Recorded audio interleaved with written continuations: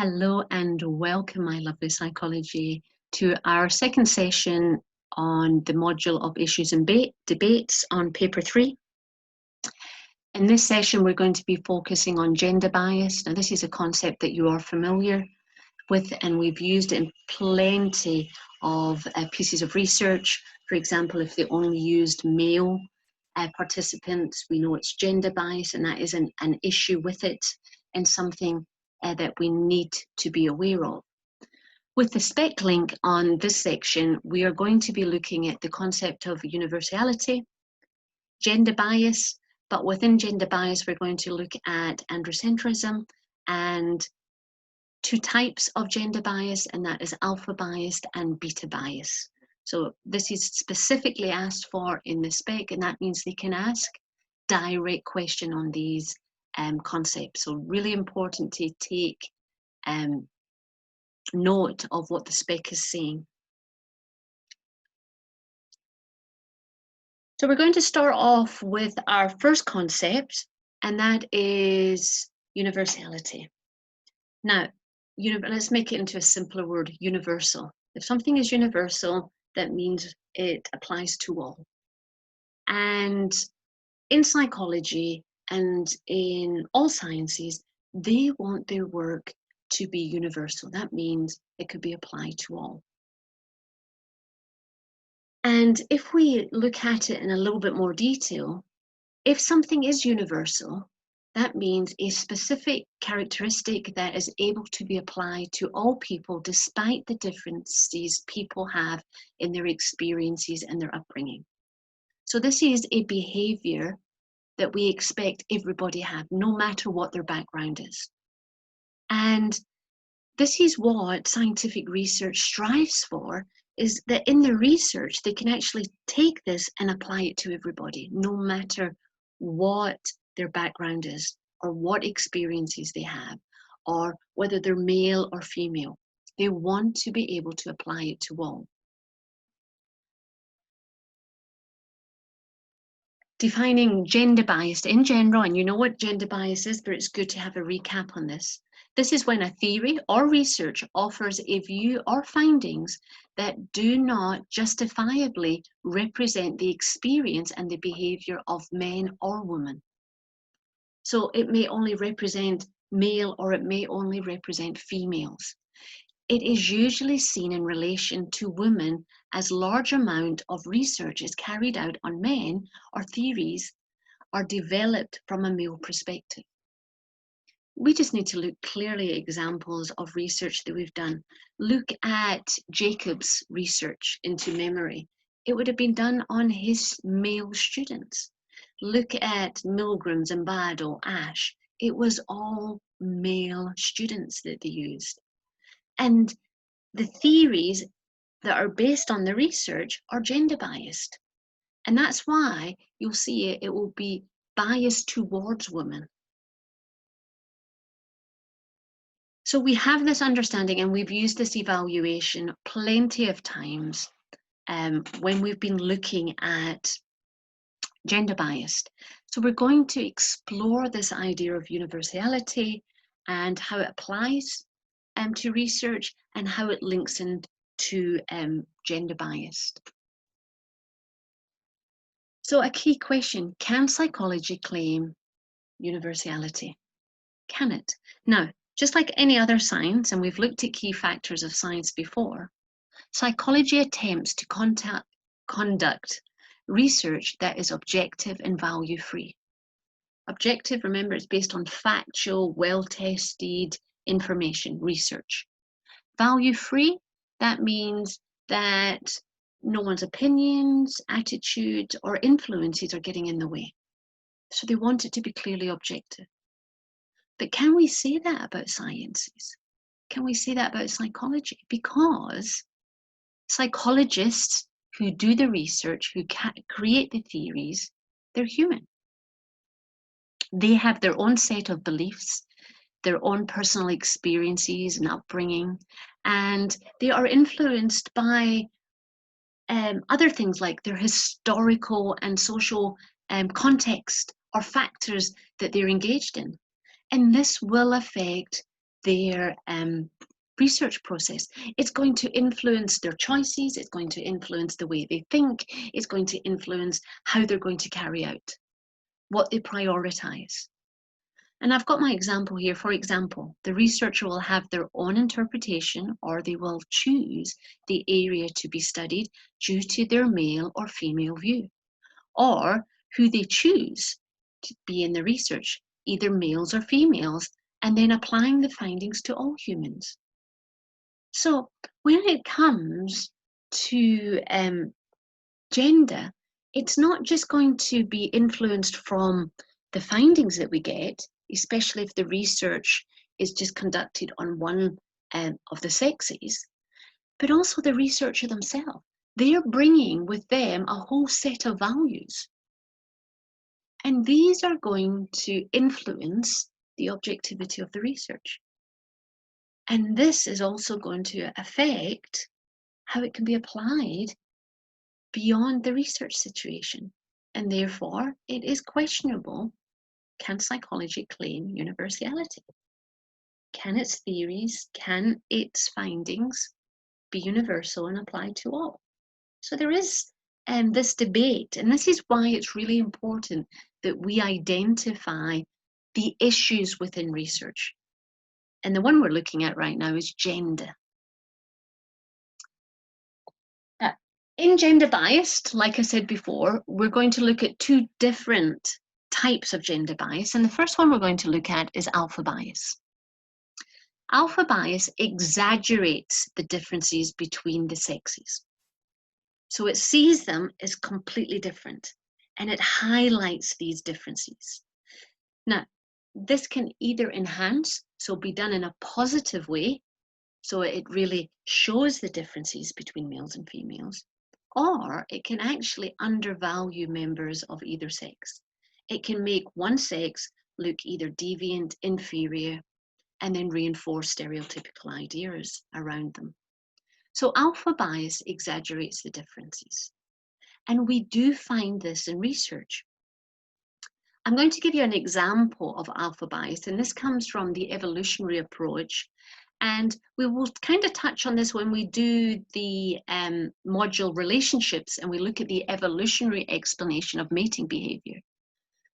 So a little bit of an insight into this while we're using that, that's where we've got a nice link as well. And if you can remember that, keep it in the back of your mind, because this will be a great evaluation within there.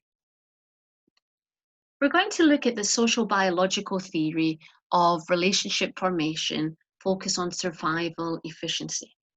Now, we know the evolutionary approach, it says it's survival of the fittest, it's about finding a mate to pass on your genes so that your genes then survive generation after generation. So this is looking at the differences when it comes to passing on our genes.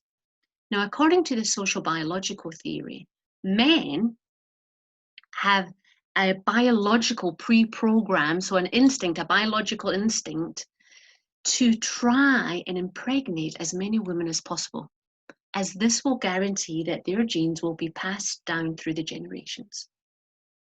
So, because men, when they are engaging in a sexual relationship, it's about they have the opportunity, according to this theory, to have sexual relationships, and with having multiple sexual relationships, he will get a certain amount of women pregnant.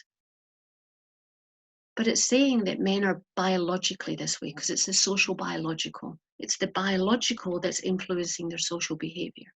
However, and this is the exaggeration of the difference here, when it comes to females, now females, not like males, can only be pregnant once at a time. We can't have multiple pregnancies. Yes, I know we can have twins or triplets, but you can't have multiple pregnancies in the sense that I've got one child that's due in 6 months, another one that's due in 8 months, another one that's due in 3 months' time. We can't have that. So what they're saying with regards to females, her best chance is to ensure that her offspring, because she's limited to the amount that she can have, are actually brought up healthily. her best chance is to ensure a healthy survival of her offspring. And if she can ensure her children can grow up healthily and survive, and therefore be able to have relationships of their own when they get to that age, her genes will be passed on. So it's clearly exaggerating the differences between the males and female sex. But it does also highlight something else, because the implications of this is actually saying it's all right for men to have multiple sex. You can't stop them. They're biologically programmed that way, and we should socially accept it.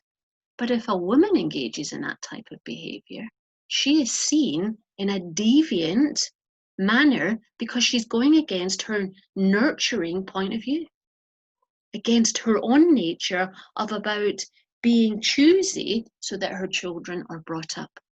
So it really does exaggerate the difference between the sexes. And like I said, alpha bias is about exaggerating the differences. So sexual promiscuity, I'm getting tongue-tied there. I'm tongue-tied again. Let's just say it's actually saying biologically men are programmed to have a lot of sex and take no responsibility, where women are programmed to take a lot of responsibility and make sure that they are nurturing their children so that they grow up without any other influences. So it does clearly show the difference. So it highlights the difference between them. Quick question to you. Can you think of another theory that can be seen as alpha bias? What I'd like you to do in a moment, I'd like you to pause the video. I would like you to think, and I'm giving you a big hint here, think of the first module that we did was approaches, and which perspective, I want you to think of the perspective that clearly has theories that highlights the difference, that is alpha biased between them. So pause now, get a pen and paper, have a think. Can you think of the person's name? Can you think of the name of theory? And can you explain why you think it's alpha bias? So pause here.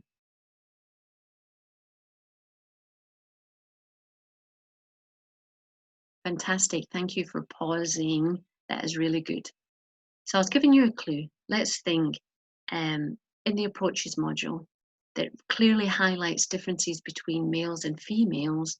Hopefully you're on the same line of thought as I am, and that's Freudian theory. So that's the psychodynamic approach. Let's think about the psychosexual stages of development. Yes, that's the theory based on an area that clearly exaggerates the difference within it. During the phallic stage, a girl does not experience castration anxiety. I'm not going to explain now what it is because we did that in approaches. She is therefore not under the same pressure as a boy to identify with the same sex parent. This will cause her to have a weaker superego and have a lower level of morality compared to boys. So this clearly exaggerates the difference, that it's exaggerating that boys are more moral, have a higher level of morality than girls, because girls don't go through that same struggle, that same anxiety of castration anxiety. So Freudian theory is very much a nice example of alpha bias. Again, remember, you can bring this in as an evaluation if you were doing an essay on the psychodynamic approach, especially when you're talking about the psychosexual stages of development. This is a prime AO3 for you to do. Don't be scared to bring this out. It could be seen as gender biased, then go on to the idea of alpha biased. Right, but back to where we are. Now, our second type of gender bias that we're going to look at is known as beta biased. Now, beta biased ignores or minimalizes the differences between the sexes. So really what it's saying is that it sees males and females as being the same. It says that we're more similar than different, and we can just get rid of those differences, and any theory or any research finding we should be able to do, if it was done in males, we should be able to apply it to females because of the same. So it clearly highlights and focuses on similarities and ignores the differences. So when it comes to research findings, it assumes that these can be applied to both sexes equally. It doesn't see any differences. Alpha bias exaggerates the difference, beta bias minimalizes the difference and sees the sexes as being the same. An example of beta bias that we're going to bring in is the fight and flight response. You all know about the fight and flight response. But when the fight and flight response was developed, it was based exclusively on male animals, and it assumed that it was universal. Well, if it happened on male animals, it must happen on female animals, and therefore beta biased. Because later research did find out actually there is a big difference between males and females when it comes to a fight and flight type situation. Because what they found was, in 2000, Taylor et al. Actually suggested that females have a different response, and that is of tend and befriend. So they would rather protect and look after their offspring or those around us rather than to tackle the situation. So this is a prime example of beta bias because it presumes that all animals have the fight and will respond in a fight or flight response. Again, beta biased. Okay, it comes to you. Can you think of other examples of beta bias? Think back to different modules and see if you can come up with a collection. Just give me names. Or if you want to take it a little bit further, because this is great practice here, think of at least 5 studies, the name of the study, and why is it beta biased. Great practice here. So I'd like you to pause the video now and jot this down. If you need to go back to your notes, because this is something that you can do once you've identified, you could actually write in there as an AO3 that there's gender issues and link it into beta bias. So it's a good practice there. But pause now, see if you can come up with at least 5 names. It's up to you how far you develop it, but pause, write down names of study, and then perhaps explain why it is beta biased.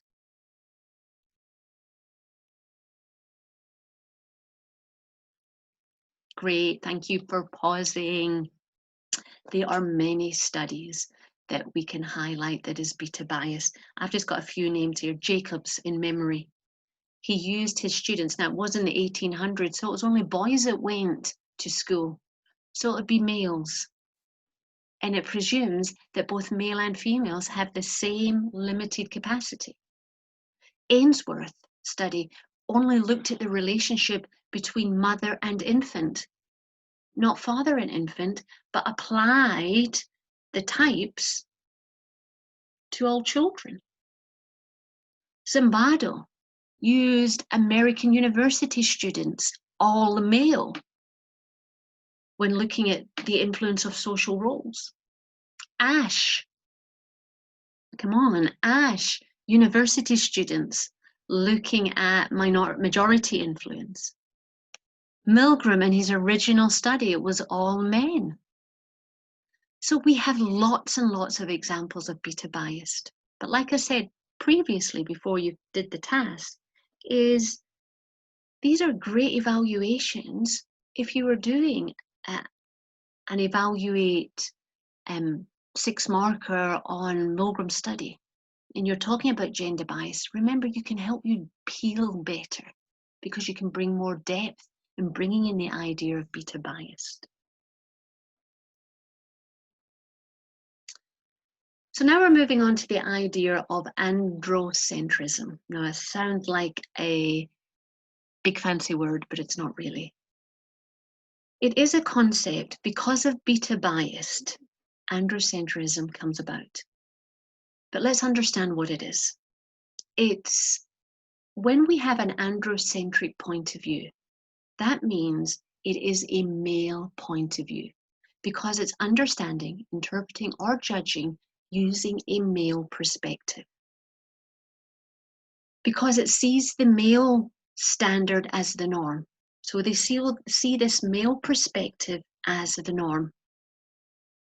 And this is a consequence, just like I said, of beta biased.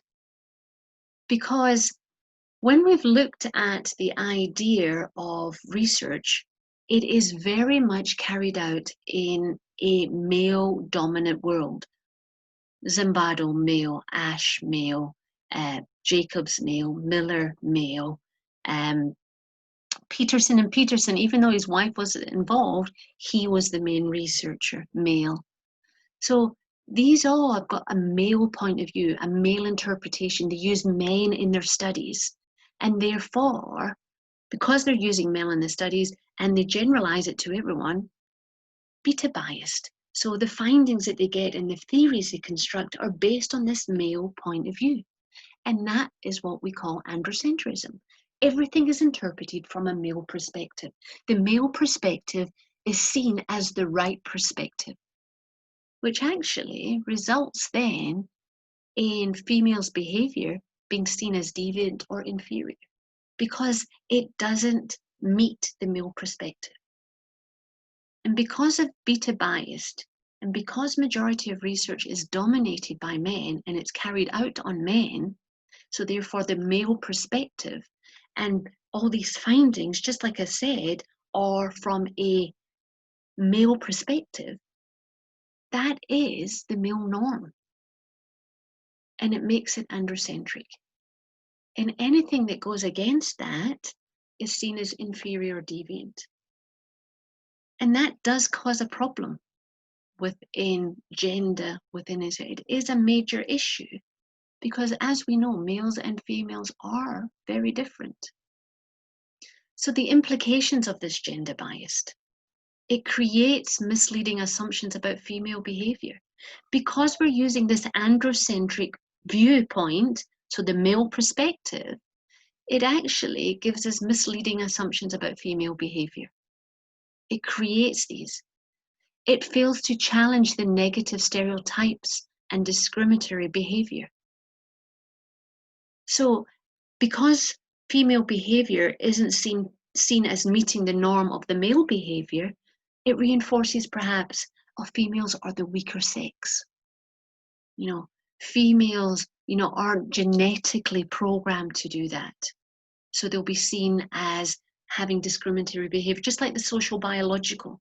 The males, yes, it's okay for males to have multiple sexual relationships, but it's frowned upon because of the females. It reinforces these stereotypical ideas because it's based on this androcentric view from the research that this is the preferred mating strategy for a male, but not for a female. So it reinforces those ideas.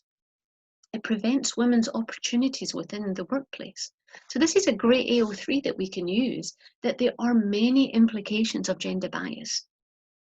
Remember the implications, the effects of. And this research in itself can become socially sensitive. So it does link into that idea of socially sensitive because it's having a negative effect on the greater society, on half of the world population. So a nice AO3 there. Now, feminists will always have an argument. Now, please note, feminists aren't male haters.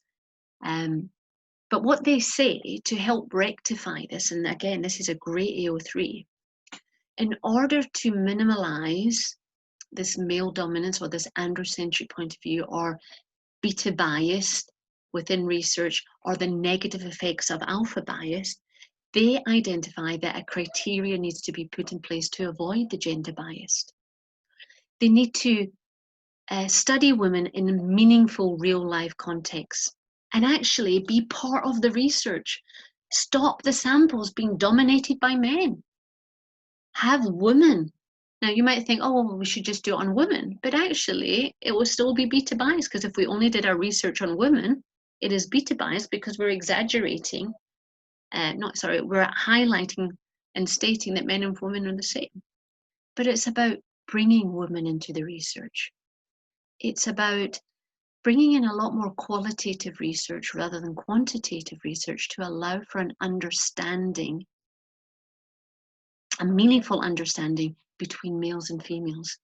Let us start to understand the differences between male and females and understand why Males do it that way and females do it that way, rather than exaggerating the difference and then seeing one better than the other, so alpha bias, or seeing them both as the same. So feminists believe that we need to have this criteria to bring about more equality and minimalize the gender bias.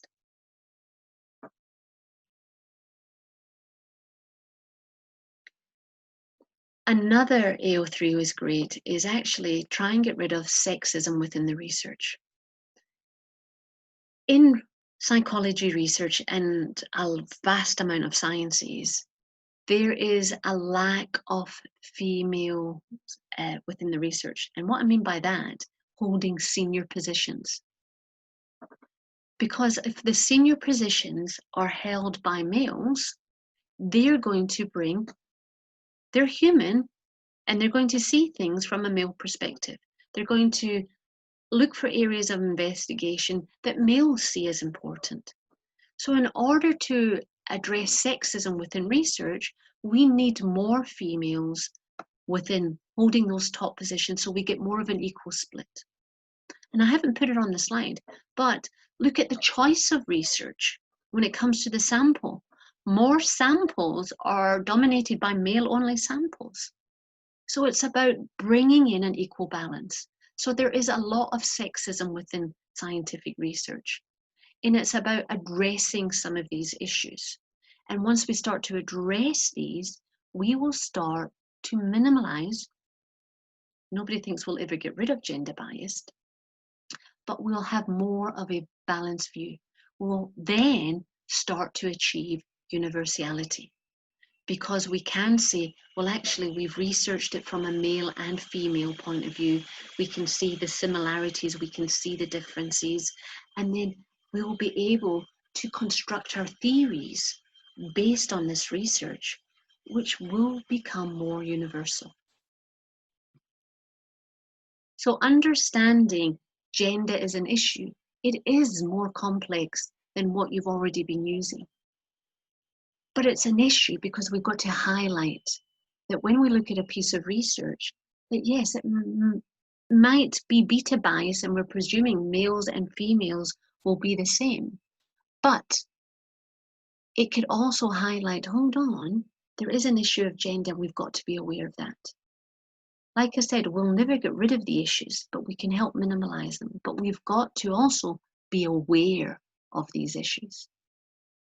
Right, remember, work through the video, use the textbook, let's build your notes, and there'll be a collection of tasks for you to complete as well. Take care, work well.